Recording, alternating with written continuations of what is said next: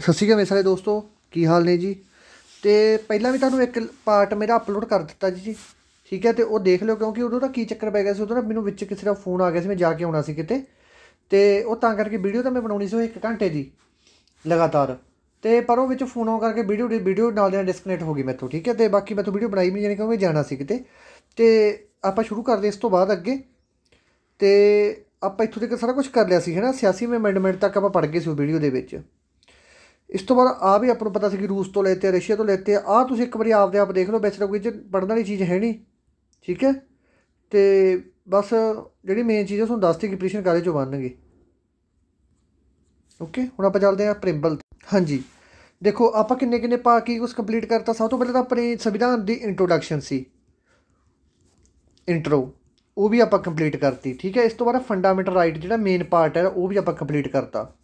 ठीक है, DPSP भी तुहानूं पढ़ाता मैं, तो फंडामेंटल ड्यूटियां बारे भी आपां गल कर ली। ठीक है, 4 टॉपिक से मेन मेन वो आपां कर ले। हुण आपां चलदे प्रिंबल ते। प्रिंबल का मतलब की हुंदा, सब तो पहले तो ये समझो, प्रिंबल का मतलब हुंदा प्रस्तावना। ठीक है, प्रिंबल शब्द की उत्पत्ति लैटिन शब्द पराई है बुलस तो हुई है। ठीक है, ये गल याद रखो, पूछा जा सकता कि जो प्रिंबल है ये किहड़ा वर्ड है, लैटिन है, फ्रांसिस है, ग्रीक है, की है ये। ठीक है, तो लैटिन शब्द है ये याद रखना है, जिसका मतलब होंगे गा इंट्रोडक्शन। इंट्रोडक्शन का मतलब होंगे जानकारी। ठीक है, प्रिंबल शब्द का शब्द कितों निकलिया, प्रिंबल शब्द लैटिन शब्द तो निकलिया, जिसका मतलब है इंट्रोडक्शन। ठीक है जी, प्रिंबल की मंग या प्रस्तावना की मंग पंडित जवाहर लाल नेहरू ने रखी थी। पंडित जवाहर लाल नेहरू अपना पहला प्रधानमंत्री है, ये गल भी याद रखनी है।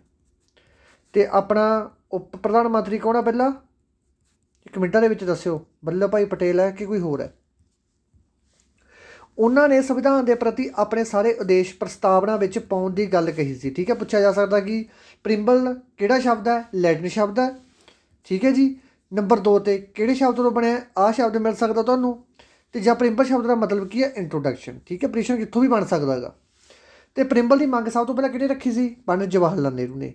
ठीक है जी, इस तरह नाल 13 दसंबर 1946 में पंडित जी ने ऑब्जेक्टिव रेजोल्यूशन भी पास किया सी प्रस्तावना लई। वैरी वैरी वैरी इंपॉर्टेंट प्रश्न है ये, तुहानूं आ मिलिया दिसूगा ऑब्जेक्टिव रेजोल्यूशन, पक्का मिलूगा प्रश्न तुहानूं। जे ना मिला मैनूं कह दिओ, पक्की लिखा मिलूगा तुहानूं कि जिहड़ा ऑब्जेक्टिव रेजोल्यूशन सी ते यह किहने पास किया सी। ये ना ऑब्जेक्टिव रेजोल्यूशन कौन लेके आया सी, ये प्रश्न भी आ सकता। ये लेके आया सी पंडित जवाहर लाल नेहरू लेके आए सी। कदों लेके आए सी, 13 दसंबर 1946 नूं। ठीक है जी, तो हुण 13 दसंबर 1946 की आपां घटना तुहानूं दसदा की हैगी। 1946 दे विच 1946 दे विच अपने की आया सी, कैबिनेट मिशन आया सी। कैबिनेट मिशन दे विच 3 बंदे आए सी, AB एलेक्जेंडर, पैथिक ते क्रिप्स। ये 3 बंदे आए सी काहदे विच, कैबिनेट मिशन दे विच। इन्हां दा काम की सी, वोटां बारे कोई गल करनी सी। ठीक है, कैबिनेट मिशन को लैके उन्होंने कहता कि भाई अपने भारतीय ने सानूं वोटां पाउणियां चाहिए, सानूं वोटां चाहिए कि साडे असीं वोटां पा के असीं आपदा बंदा चुन चुकीए। इन्होंने आपदा अंग्रेज़ों ने आपदा एक बंदा भेजते, कैबिनेट मिशन भेजता भी तू उन्होंने नाल जाके गल करके आ सारी। ठीक है, तो अपने की होया सी जो संविधान दे विच भाई उत्थे गल हो जाती सी संविधान की, तो उत्थे पूरा रौला रप्पा पै गया सी संविधान दे विच, पूरा लड़ पे डांगो डांगी हो गए उत्थे। तो वो कहते आपां प्रधान चुनना, कोई कहना मैं प्रधान बनना, कोई कहना मैं प्रधान बनना। तो उत्थे जिहड़े विच बंदे सियाणे बैठे से, वो कहते आपां ऐ करदे, आपां इहदे च एह देख लैंदे कि सब तो वड्डी उम्र का किहड़ा अपने दे विचों, आपां उहनूं कैबिनेट मिशन के हिसाब से। ठीक है, कैबिनेट मिशन वाले हजे पासे फिरदे सी, अपने पहली डांगो डांगी हो गए उत्थे जाके। तो वो कहते आपां जो कैबिनेट, पहली गल तो प्रश्न ये बनूगा कैबिनेट मिशन कदों आया सी 1946 दे विच। कैबिनेट मिशन काहदे वास्ते आया सी, अपने वोटां बनाउण वास्ते आया सी कि संविधान दे विच कि आपां तुसीं आपदी मर्जी नाल वोटां पा के मैंबर चुन सकदे हो। अपने वाले प्रधानगी पिछे लड़ पे, कहना मैं मानना, वो कहना मैं मानना। भाई जो सियाने बंदे से उन्होंने ऐ करो, कहना सब तो वड्डी उम्र का बंदा देख लो किहड़ा सोडे चों, कहना उहनूं ला दो जाके। तो जो उन्होंने देखा कि सब तो वड्डी उम्र का बंदा किहड़ा सी इन्हां दे विच, सचिदानंद सिन्हा, ये सब तो वड्डी उम्र का सी। इहनूं इन्होंने अस्थाई अध्यक्ष लाता सी। अस्थाई कहना मतलब कि पक्का नहीं लाया सी, कच्चा लाया सी इहनूं। कदों लाया सी, 9 दसंबर 1946 नूं। ठीक है, इस तो बाद 11 दसंबर 1946 नूं राजिंदर प्रसाद, डॉक्टर राजिंदर प्रसाद सी जिहड़ा, उहनूं इन्हां ने लाता सी, की लाता सी, पक्का पक्का प्रेजिडेंट बनाता सी। ठीक है, संविधान का यह गल याद रखनी, तुहानूं करवा के गया पहले लैक्चर दे विच। ठीक है। इस तो बाद की होया सी 13 ਦਸੰਬਰ ਨੂੰ ਕੀ ਹੋਇਆ ਸੀ 13 ਦਸੰਬਰ 1946 ਨੂੰ ਪੰਡਤ ਜੀ ਨੇ ਓਬਜੈਕਟਿਵ ਰੈਜੂਲੇਸ਼ਨ ਪਾਸ ਕਰਤਾ। ਦੋ ਦਿਨਾਂ ਦੀ ਬਿੱਥੀ ਸੀ। 9 ਤਰੀਕ ਨੂੰ ਕੌਣ ਚੁਣਿਆ ਸੀ ਸਚਿਦਾਨੰਦ। 2 ਦਿਨ ਛੱਡ ਕੇ 11 ਨੂੰ ਕੌਣ ਸੁਣ ਲਿਆ ਸੀ ਡਾਕਟਰ ਜਿੰਦਰ ਪ੍ਰਸਾਦ। 2 ਦਿਨ ਛੱਡ ਕੇ 13 ਨੂੰ ਕੀ ਕਰਤਾ ਸੀ ਓਬਜੈਕਟਿਵ ਰੈਜੂਲੇਸ਼ਨ ਪਾਸ ਕਰਤਾ ਸੀ। ਕਾਹਦੇ ਲਈ ਕੀਤਾ ਸੀ ਇਹ ਪ੍ਰਸਤਾਵਨਾ ਲਈ ਕੀਤਾ ਸੀ। ਕਿਹਨੇ ਕੀਤਾ ਸੀ ਪੰਡਿਤ ਜਵਾਹਰ ਲਾਲ ਨਹਿਰੂ ਨੇ। ਗੱਲ ਖਤਮ ਹੋ ਗਈ ਸਾਰੀ ਇੱਥੇ। ਇਹ ਰੈਜੂਲੇਸ਼ਨ 22 ਜਨਵਰੀ 1947 ਨੂੰ ਪ੍ਰਸਤਾਵਨਾ ਦੇ ਵਿੱਚ ਜੋੜ ਦਿੱਤਾ ਗਿਆ ਸੀ। ਵੈਰੀ ਇੰਪੋਰਟੈਂਟ ਆਪਰੇਸ਼ਨ ਹੈ ਕਿ ਜਿਹੜਾ ਰੈਜੂਲੇਸ਼ਨ ਸੀ ਓਬਜੈਕਟ ਰੈਜੂਲੇਸ਼ਨ ਸੀ ਇਹਨੂੰ ਕਿਦੋਂ ਜੋੜਿਆ ਗਿਆ ਸੀ।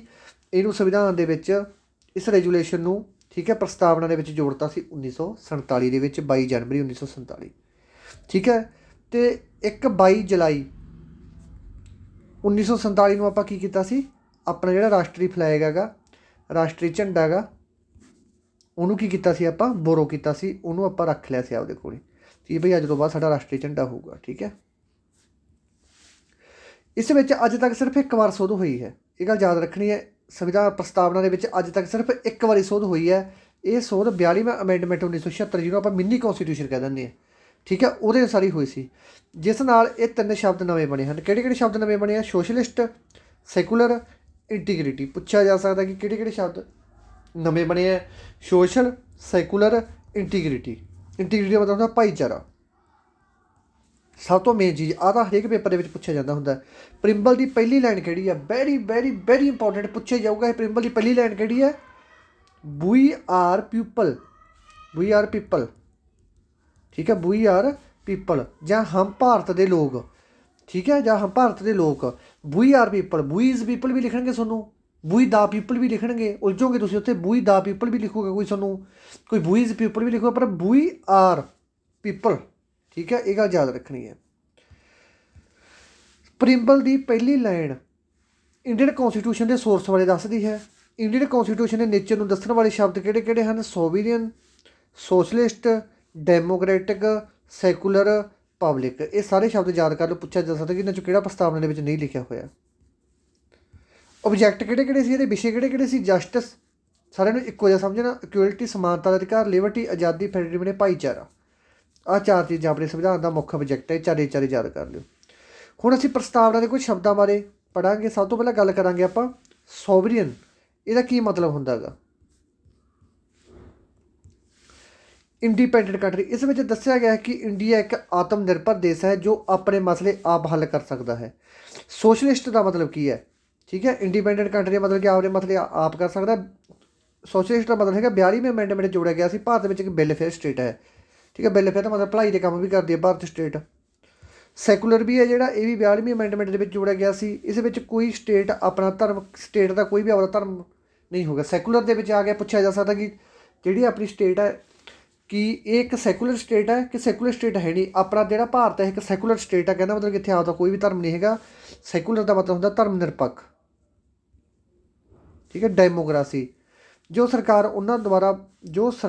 ਉਹਨਾਂ ਲੋਕਾਂ ਦੁਆਰਾ ਬਣਾਈ ਜਾਵੇਗੀ ਠੀਕ ਹੈ। ਡੈਮੋਕ੍ਰੇਸੀ ਆਪਣੇ ਡੈਮੋਕ੍ਰੇਸੀ ਦਾ ਰਾਜ ਹੈ। ਆਪਣੇ ਇਹ ਰਾਜ ਨਹੀਂ ਹੈਗਾ ਕਿ ਰਾਜਾ ਇੱਕ ਰਾਜਾ ਹੈਗਾ ਗਾਹਾਂ ਉਹਦਾ ਪੁੱਤ ਰਾਜਾ ਗਾਹਾਂ ਪੁੱਤ ਦਾ ਪੁੱਤ ਰਾਜਾ। ਉਹ ਕੰਮ ਨਹੀਂ ਹੈਗਾ ਕਿ ਆਪਣੇ ਲੋਕਾਂ ਦੀ ਮਰਜ਼ੀ ਨਾਲ ਚਾਹੁੰਦੇ ਆ ਡੈਮੋਕ੍ਰੇਸੀ ਨਾਲ ਚਾਹੁੰਦੇ ਆ ਠੀਕ ਹੈ। Republic head of state elected ਹੋਵੇਗਾ। ਜਿਹੜਾ ਹੈੱਡ ਆਫ ਸਟੇਟ ਕਿਹੜਾ ਹੁੰਦਾ ਦੱਸੋ ਕਮੈਂਟਾਂ ਦੇ ਵਿੱਚ ਦੱਸੋ। ਹੈੱਡ ਆਫ ਸਟੇਟ ਗਵਰਨਰ ਹੁੰਦਾ ਕਿ CM ਹੁੰਦਾ ਦੱਸੋ। ਤਾਂ ਇਹਦੇ ਤੇ ਲੈ ਕੇ ਬਹੁਤ ਸਾਰੇ ਪ੍ਰਸ਼ਨ ਹੈ। ਤਾਂ ਹੈੱਡ ਆਫ ਸਟੇਟ ਹੈ ਜਿਹੜਾ ਉਹ CM ਹੁੰਦਾ ਠੀਕ ਹੈ।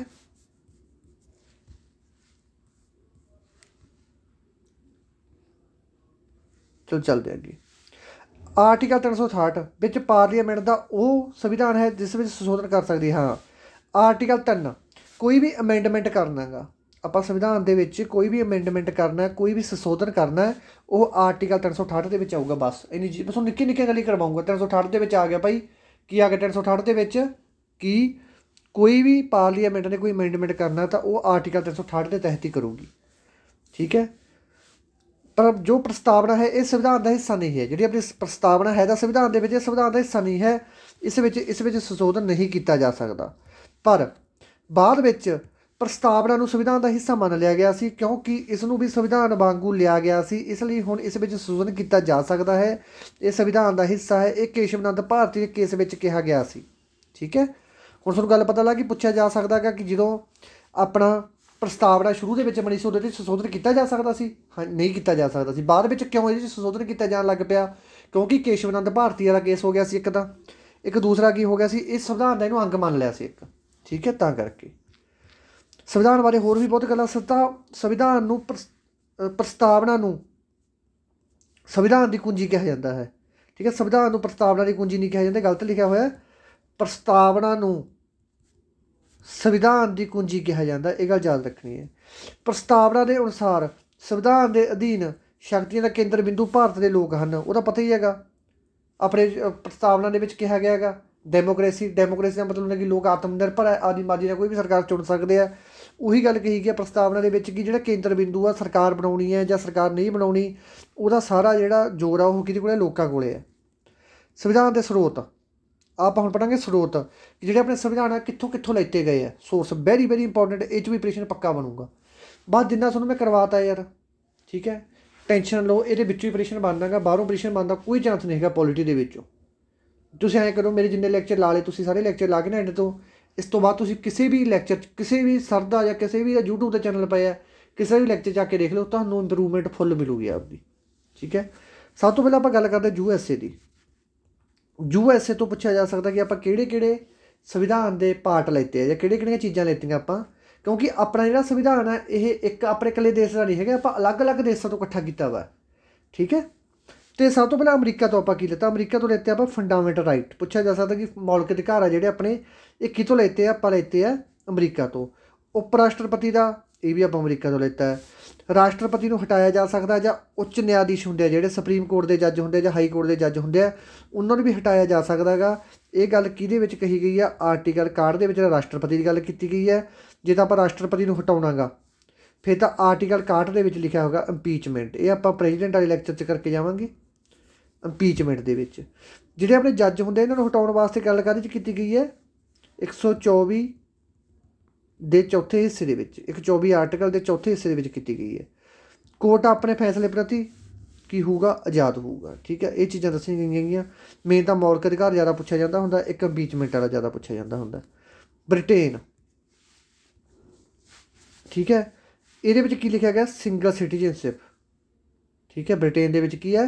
ਸਿੰਗਲ ਸਿਟੀਜ਼ਨਸ਼ਿਪ ਹੈਗੀ।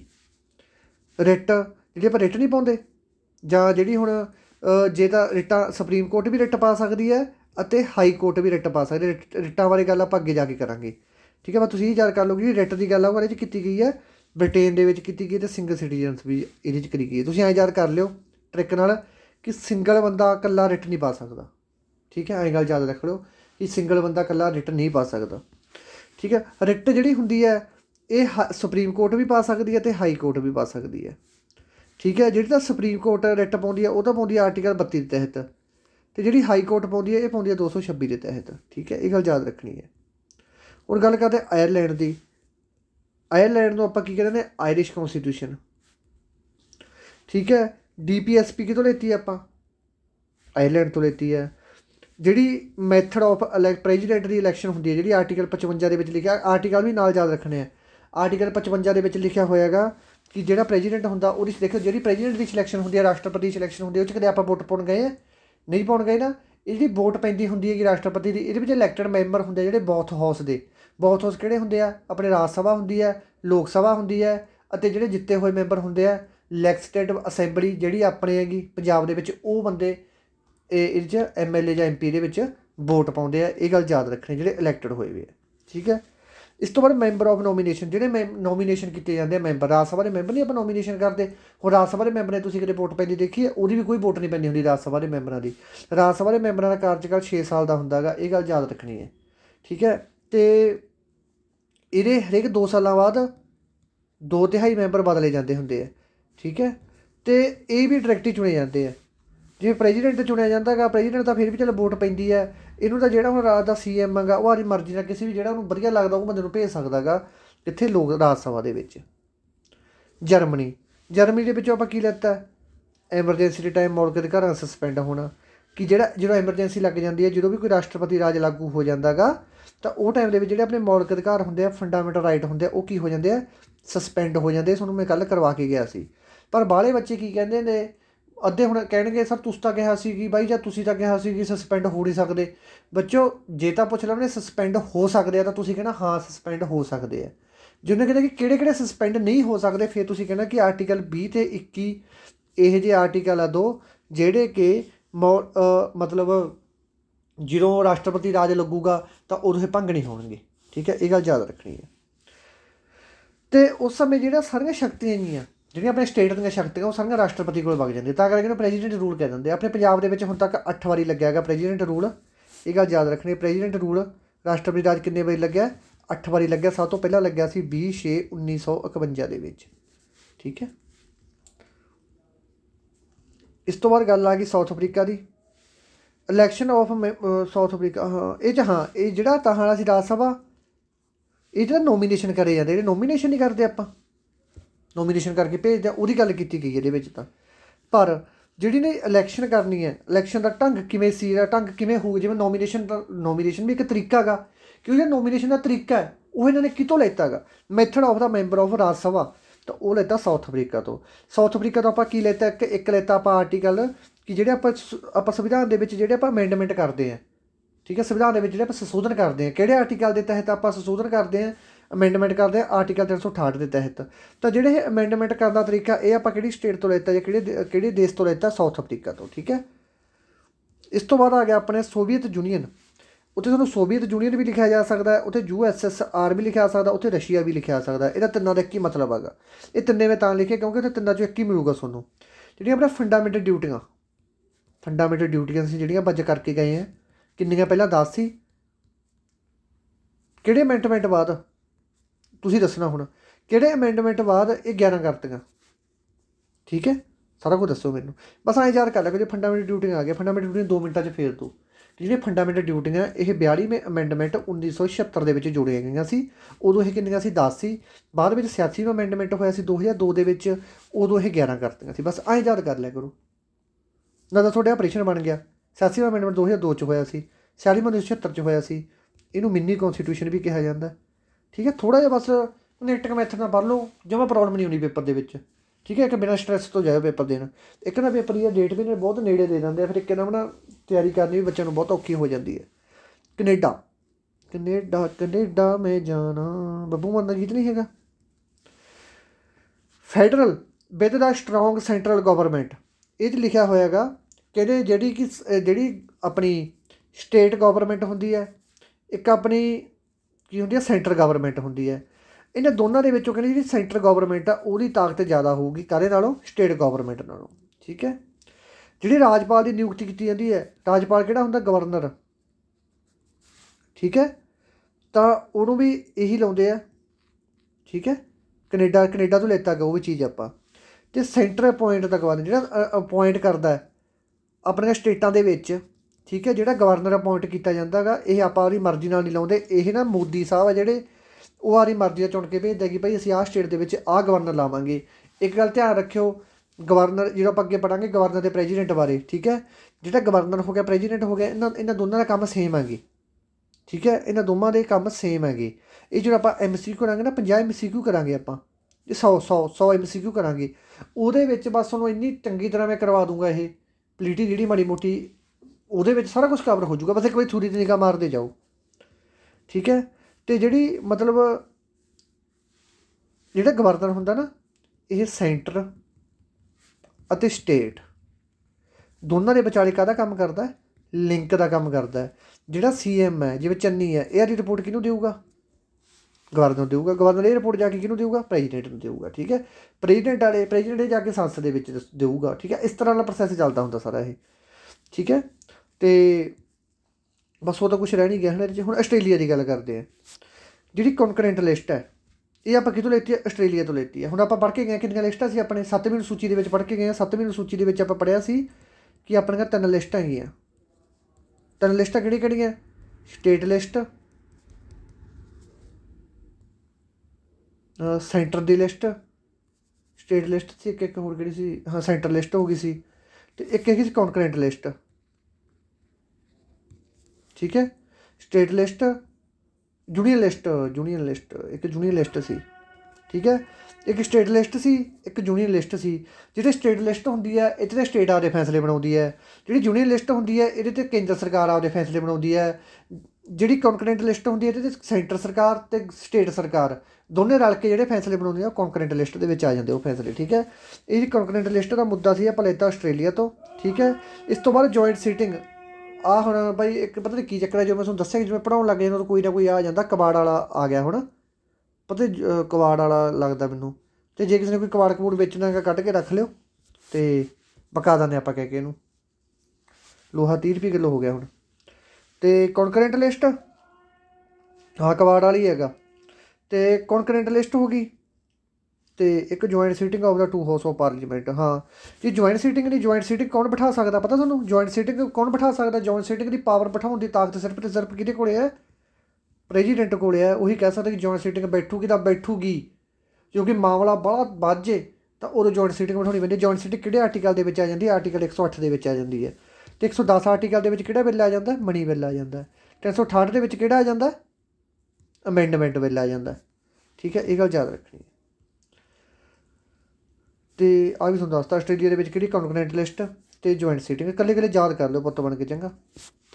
फ्रांस तो की लैता? फ्रांस तो लैता आपां लिबर्टी, आज़ादी, समानता, मोह प्रेम ना रहना, रिपब्लिक प्रिंबल। ये सारा कुछ आप कितों लेता? फ्रांस तो लेता है।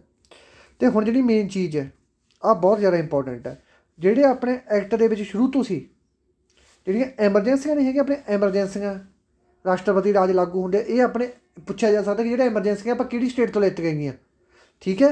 एमरजेंसी प्रोविजन कितों लैता गा? तो वो लैता आपां इंडिया के कॉन्स्टिट्यूशन तो ही लैता गा, ठीक है। 352 तो लेकर 360 तक। जिहड़े PSC होंदे है, PSC होंदा पब्लिक सर्विस कमीशन, ये भी अपने गवर्नमेंट के विच ही सी। गवर्नर नूं लाया जाता, ऑफिस होंदा गवर्नर का एक, गवर्नर का एक की होगा ऑफिस होगा। ये गल भी अपने एक्ट के लिखी हुई है। फैडरल स्कीम कि स्टेट ते सेंटर अलग अलग होणगीਆਂ सरकारां दोनों दियां, ठीक है। बस ये याद कर लो, ठीक है। होर कुछ याद करने की लोड़ नहीं ये भी थोड़ा कंप्लीट हो गया, प्रिंबल भी सारा, ठीक है। सोर्स भी कंप्लीट हो गई। हुण आपां गल करन लगे राष्ट्रपति बारे, ठीक है। राष्ट्रपति बारे वैसे बड़े बड़े बड़े लैक्चर आप सिर्फ क्योंकि टाइम घट है, जिन्ना तुहानूं पढ़ाई जाना यही याद कर लो, ये पेपर मिल जू तुहानूं, ठीक है। GK के 60 नंबर की आनी है, 60 नंबर तो पक्के करो यार। देखो राष्ट्रपति की गल हुण ध्यान नाल सुन लो, जिहड़ियां गल्लां करो। राष्ट्रपति भारत का पहला नागरिक हुंदा है, first citizen of India, it is called as president, ठीक है। ये गल याद रखनी है। जी योग्यता की होनी चाहिए है? योग्यता ये होनी चाहिए है, अनपढ़ भी हो सकता, कोई चक्कर वाली गल नहीं, पढ़ाई नहीं मंगते होंगे। पॉलीटिशियन बनने वास्ते सब तो वधिया चीज़ है, जो तुम पॉलीटिशियन बनना तुम अनपढ़ भी चल जाओगे, ठीक है। कोई योग्यता नहीं वो वास्ते। तो योग्यता किहड़ी होनी चाहिए? कहते एक तो राष्ट्रपति बनने वास्ते अपन भारत का नागरिक होना जरूरी है, ठीक है। नंबर 2 राष्ट्रपति बनने वास्ते उम्र घट्टो घट्ट 35 साल होनी चाहिए है। नंबर 3 लोक सभा तो जित के बंदा की बनता? MP बनता है। पंजाब के लोक सभा दी सीटां कितनियां? 13 सीटां हैं लोक सभा दी पंजाब दे विच, ठीक है। तो SC दियां हैगियां दे विच 4 है, 4 सीटां SC दियां, ठीक है। तो लोक सभा का मैंबर नहीं होना चाहिए, वो एक गल ध्यान नाल सुन लो, पेशेंट सुन उलझाउणगे उत्थे। लोक सभा का मैंबर बनने योग होना चाहिए, जिन्हें पुछ लिया कि योग होना चाहिए तो उत्थे तुसीं योग लिख के होना गा, इन्हें लिखा हो कि ओवर स्मार्ट बन के कह दो कि ना ना होना चाहिए जी, ठीक है। नाल दे नाल काटा मार देना अगले ने, वो बहाने भालते होंगे है। वो किसी लाभ पात्र नहीं होना चाहिए। लाभ पात्र का मतलब कोई नौकरी नहीं करता होना चाहिए, ये ना लग्या, ये ना हो कि वो FCI दे विच लग्या वा होवे, जां PS टेट का पेपर दी जाता होवे बैठा, ठीक है। जां मास्टर कैंटर दे के लग्या बैठा होवे, किते मास्टर लग्या बैठा होवे, उन्होंने पहला आपदे उहदे तो अस्तीफा देना पऊगा, फिर जाके वो प्रेजिडेंट उठ सकता। प्रेजिडेंट उठना, हाँ प्रेजिडेंट उठ सकता, ठीक है। तो वो किसी नौकरी तो नहीं होना चाहिए भाई। वो व्यक्ति ना तो संसद का मैंबर होना चाहिए, ना ही विधान मंडल का मैंबर होना चाहिए, वो किसी भी मंत्री पद पर नहीं होना चाहिए, तुहानूं दस ही गया। ਉਹਦਾ दिमागी संतुलन सही होना चाहिए, ठीक है। वो बैंक करप्ट नहीं होना चाहिए, कहना तो बैंक तो ऐ ना हो कि बैंक तो लोन ले बैठा हो 20 लाख रुपया, तो बैंक वाले उसकी फोटो लाई बैठे हो बैंक जाके, ठीक है। ऐ नहीं होना चाहिए। प्रेजिडेंट दी पावर किहड़ियां पावर होंदियां प्रेजिडेंट कोल? सब तो पहले तो executive power, legislative power, financial power, military power, judiciary power, diplomatic power.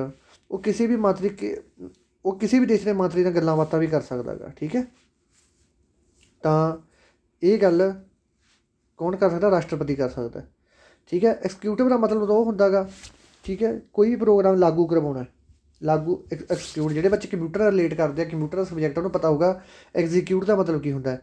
Executive ਦਾ ਮਤਲਬ ਹੁੰਦਾ ਕਿਸੇ ਚੀਜ਼ ਨੂੰ ਸ਼ੁਰੂ ਕਰਨਾ। ਠੀਕ ਹੈ, ਤਾਂ ਕੋਈ ਵੀ ਜਿਵੇਂ ਹੁਣ ਕੋਈ ਵੀ ਬਿੱਲ ਪਾਸ ਹੋ ਗਿਆ, ਜਿੰਨਾ ਚਿਰ ਉਹਦੇ ਉੱਤੇ ਪ੍ਰੈਜ਼ੀਡੈਂਟ ਦੇ ਸਾਈਨ ਨਹੀਂ ਹੁੰਦੇ ਉਹਨਾਂ ਚਿਰ ਬਿੱਲ ਉਹ ਨਹੀਂ ਚੱਲੂਗਾ। ਠੀਕ ਹੈ, ਲੈਜਿਸਲੇਟਿਵ ਪਾਵਰ, ਲੈਜਿਸਲੇਟਿਵ ਮਤਲਬ ਹੈ ਕਿ ਜੁਆਇੰਟ ਸੀਟਿੰਗ ਵੀ ਬਿਠਾ ਸਕਦਾ ਉਹਦੀ ਮਰਜ਼ੀ ਨਾਲ। ਫਾਈਨੈਂਸ਼ੀਅਲ ਪਾਵਰ, ਫਾਈਨੈਂਸ਼ੀਅਲ ਪਾਵਰ ਇਹ ਹੈ ਕਿ ਜੇਕਰ ਮੰਨ ਲਾ ਕਿ ਆਪਣਾ ਮੁਲਕ ਜਮਾਂ ਨੰਗ ਹੋ ਗਿਆ, ਠੀਕ ਹੈ, ਰੁਪਈਆ ਹੀ ਨਾ ਰਿਹਾ ਆਪਣੇ ਮੁਲਕ ਕੋਲੇ, ਇੱਕ ਫਾਈਨੈਂਸ਼ੀਅਲ ਐਮਰਜੈਂਸੀ ਹੁੰਦੀ ਹੈ, ਫਾਈਨੈਂਸ਼ੀਅਲ ਐਮਰਜੈਂਸੀ, ਜਿਹੜੀ ਕਿ ਆਰਟੀਕਲ 370 ਦੇ ਵਿੱਚ ਆਉਂਦੀ ਹੈ, ਤਾਂ ਉਹ ਵੀ ਲਾ ਸਕਦਾ ਇਹ ਕੌਣ? ਰਾਸ਼ਟਰਪਤੀ। ਮਿਲਟਰੀ ਪਾਵਰ, ਫੌਜ ਦਾ ਜਿਹੜਾ ਮੁਖੀ ਹੁੰਦਾ, ਆਰਮੀ ਦਾ ਕੋਈ ਵੀ ਆਪਣੀ ਫੌਜ ਆ ਉਹਦਾ ਮੁਖੀ ਕੌਣ ਹੋਊਗਾ? ਉਹਦਾ ਮੁਖੀ ਵੀ ਪ੍ਰੈਜ਼ੀਡੈਂਟ ਹੋਊਗਾ। ਜੁਡੀਸ਼ਰੀ ਪਾਵਰ, ਜੁਡੀਸ਼ਰੀ ਦੀ ਪਾਵਰ ਵੀ ਇਹਦੇ ਕੋਲੇ ਹੁੰਦੀ ਹੈ। ਠੀਕ ਹੈ, ਜਿਹੜੇ ਜੱਜ ਹੁੰਦੇ ਆ, ਠੀਕ ਹੈ, ਸੁਪਰੀਮ ਕੋਰਟ ਦੇ ਜੱਜ ਅਤੇ ਹਾਈ ਕੋਰਟ ਦੇ ਜੱਜ, ਦੋਨਾਂ ਦੇ ਜੱਜਾਂ ਨੂੰ ਕੌਣ ਅਪੋਇੰਟ ਕਰਦਾ ਗਾ? ਪ੍ਰੈਜ਼ੀਡੈਂਟ ਹੀ ਅਪੋਇੰਟ ਕਰਦਾ। ਉਲਝ ਨਾ ਜਾਇਓ ਕਿਤੇ ਇੱਥੇ ਗਵਰਨਰ ਲਾਇਓ ਕਿ ਹਾਈ ਕੋਰਟ ਦੇ ਜੱਜ ਨੂੰ ਤਾਂ ਗਵਰਨਰ ਕਰਦਾ ਹੋਊਗਾ ਜੀ, ਨਹੀਂ, ਸੁਪਰੀਮ ਕੋਰਟ ਤੇ ਹਾਈ ਕੋਰਟ ਦੇ ਦੋਨੇ ਜੱਜਾਂ ਨੂੰ ਹੀ ਪ੍ਰੈਜ਼ੀਡੈਂਟ ਅਪੋਇੰਟ ਕਰਦਾ ਗਾ। ਠੀਕ ਹੈ, ਡਿਪਲੋਮੈਟਿਕ ਪਾਵਰ ਕਿਹੜੀ ਹੁੰਦੀ ਹੈ? ਡਿਪਲੋਮੈਟਿਕ ਪਾਵਰ ਇਹ ਹੁੰਦੀ ਹੈ ਕਿ ਕਿਸੇ ਵੀ ਮੰਤਰੀ, ਕਿਸੇ ਵੀ ਦੇਸ਼ ਦੇ ਬਾਹਰ, ਜਿਵੇਂ ਹੁਣ ਮੇਰਾ ਜੀ, ਮੈਂ ਪ੍ਰੈਜ਼ੀਡੈਂਟ ਹੋਵਾਂ, ਮੇਰਾ ਜੀ ਕਰਿਆ ਯਾਰ ਬੰਬੇ ਥੋੜ੍ਹੀ ਜਿਹੀ ਗੱਲ ਕਰ ਲਈਏ ਟਰੰਪ ਨਾਲ, ਜਾਂ ਥੋੜ੍ਹੀ ਜੋਰਜ ਬਿਡਨ ਨਾਲ ਗੱਲ ਕਰ ਲਈਏ, ਜਾਂ ਥੋੜ੍ਹੀ ਚੂੰ ਪੈਂਚੀ, ਕਿਹੜਾ ਉਹ ਚਾਈਨਾ ਦਾ, ਉਹਦਾ ਨਾਂ ਹੀ ਨਹੀਂ ਲੈਣਾ, ਚੂੰ ਪੈਂਚੀ ਚੂੰ ਇਹ ਜਿਹਾ ਕੁਛ ਇੱਦਾਂ ਗਾ, ਕਿ ਮੇਰਾ ਜੀ ਕੀਤਾ ਉਹਦੇ ਨਾਲ ਗੱਲ ਕਰਨ ਨੂੰ। ਠੀਕ ਹੈ, ਜਾਂ ਮੇਰਾ ਦਿਲ ਕੀਤਾ ਕਿ ਜਿਹੜੀ ਆਪਣੀ ਪਾਕਿਸਤਾਨ ਦੀ ਉਹ ਹੈਗੀ ਰੂਸਾ, ਇਹ ਕੈਪਟਨ ਸਾਹਿਬ ਦੀ GF, ਅਤੇ ਜੇ ਮੇਰਾ ਜੀ ਕਰੇ ਮਤਲਬ ਉਹ ਵੀ ਉੱਧਰ ਪਾਕਿਸਤਾਨ ਦੀ ਕੀ ਹੋਵੇ, ਮੰਤਰੀ ਹੋਵੇ ਕੋਈ, ਇੱਧਰ ਮੈਂ ਵੀ ਪ੍ਰੈਜ਼ੀਡੈਂਟ ਹੋਵਾਂ ਅਤੇ ਮੇਰਾ ਜੀ ਕਰੇ ਕਿ ਰੂਸਾਂ ਨਾਲ ਗੱਲ ਕਰਨੀ ਹੈ, ਹੈ ਨਾ, ਤਾਂ ਮੈਂ ਫੋਨ ਲਾ ਲਾਂ, ਤਾਂ ਮੈਨੂੰ ਕੋਈ ਨਹੀਂ ਰੋਕ ਸਕਦਾ। ਮੈਨੂੰ ਸਾਡੇ ਘਰ ਦੇ ਵੀ ਨਹੀਂ ਰੋਕ ਸਕਦੇ ਕਿ ਤੂੰ ਰੂਸਾਂ ਨੂੰ ਫੋਨ ਕਿਉਂ ਲਾਇਆ। ਮੈਂ ਨਾਲ ਦੇ ਨਾਲ ਕਹਿ ਦੂੰਗਾ ਬਈ ਮੈਂ ਹੈਗਾ ਪ੍ਰੈਜ਼ੀਡੈਂਟ ਅਤੇ ਮੇਰੇ ਕੋਲ ਪਾਵਰ ਹੈ ਡਿਪਲੋਮੈਟਿਕ ਪਾਵਰ। ਠੀਕ ਹੈ, ਅਤੇ ਤਾਂ ਕਰਕੇ ਠੀਕ ਹੈ ਮੈਂ ਲਾ ਸਕਦਾ ਫੋਨ। ਅਤੇ ਐਮਰਜੈਂਸੀ ਪਾਵਰ, ਐਮਰਜੈਂਸੀ ਪਾਵਰ ਤੁਹਾਨੂੰ ਦੱਸ ਹੀ ਦਿੱਤਾ, ਆਰਟੀਕਲ 352 ਤੋਂ ਲੈ ਕੇ 370 ਤੱਕ ਆਪਣੇ ਐਮਰਜੈਂਸੀਆਂ ਪਾਵਰ ਹੈਗੀਆਂ। ਸਟੇਟ ਐਮਰਜੈਂਸੀ ਔਰ ਜਿਹੜੀ ਹੁੰਦੀ ਆ ਸਟੇਟ, ਸੈਂਟਰ ਐਮਰਜੈਂਸੀ ਅਤੇ ਫਾਈਨੈਂਸ਼ੀਅਲ ਐਮਰਜੈਂਸੀ, ਤਿੰਨ ਐਮਰਜੈਂਸੀਆਂ ਹੁੰਦੀਆਂ ਆਪਣੇ। ਆਹ ਪਈ ਹੈ 352। ਜੇਕਰ ਕੋਈ ਦੇਸ਼ 'ਤੇ ਹਮਲਾ ਕੀਤਾ ਜਾ ਰਿਹਾ ਹੈ ਤਾਂ ਰਾਸ਼ਟਰਪਤੀ ਐਮਰਜੈਂਸੀ ਲਗਾ ਸਕਦਾ ਹੈ। ਇਹ ਸੈਂਟਰ ਗਵਰਨਮੈਂਟ ਦੀ ਸਾਰੀ ਸ਼ਕਤੀ ਖਤਮ ਹੋ ਜਾਵੇਗੀ। ਠੀਕ ਹੈ, ਇਹ ਜਿਹੜੀ ਐਮਰਜੈਂਸੀ ਲੱਗੀ ਸੀ ਇਹ ਕਦੋਂ ਲੱਗੀ ਸੀ? ਠੀਕ ਹੈ ਜੀ, ਉਹ ਤੁਹਾਨੂੰ ਮੈਂ ਦਵਾ ਦੱਸ ਦਿੰਦਾ, ਗਲਤੀ ਨਾਲ ਉਹ ਕਹਿ ਗਿਆ ਸੀ 352, 356, 360। ਠੀਕ ਹੈ, ਇਹ ਆਪਣੀ ਕੀ ਹੈ? ਤਿੰਨ ਐਮਰਜੈਂਸੀਆਂ ਹੈਗੀਆਂ।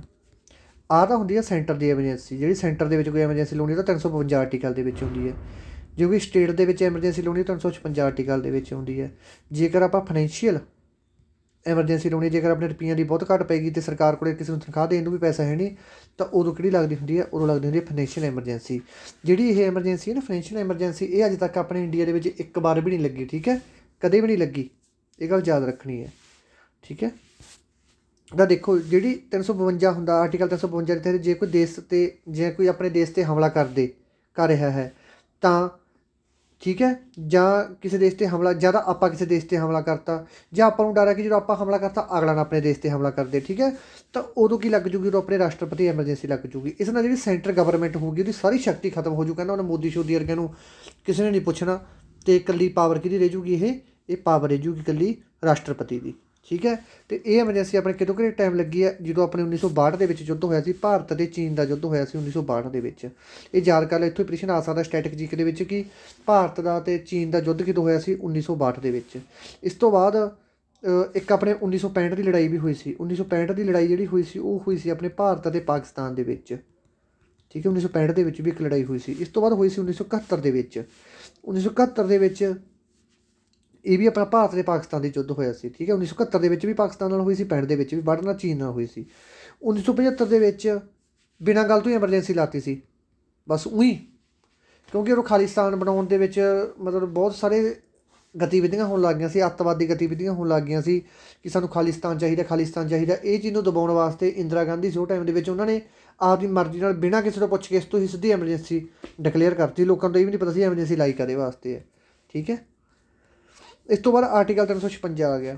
ਜੇਕਰ ਕੋਈ ਰਾਜ ਸਰਕਾਰ ਦੇ ਹੱਥ ਵਿੱਚੋਂ ਆਪਣਾ ਸ਼ਾਸਨ ਨਿਕਲ ਜਾਵੇ, ਮੰਨ ਲਓ ਕਿ ਹੁਣ ਜਿਵੇਂ ਚੰਨੀ ਸਾਹਿਬ ਹੈ, ਚੰਨੀ ਸਾਹਿਬ ਦੇ ਚੱਲ ਗੱਪਾਂ ਦੇ ਨਾਲ ਟਾਈਮ ਟਪਾਈ ਜਾਂਦੇ ਆ, तो किते मैं मंजे बुनदा रहा जी, मैं धारां कढ़दा रहा।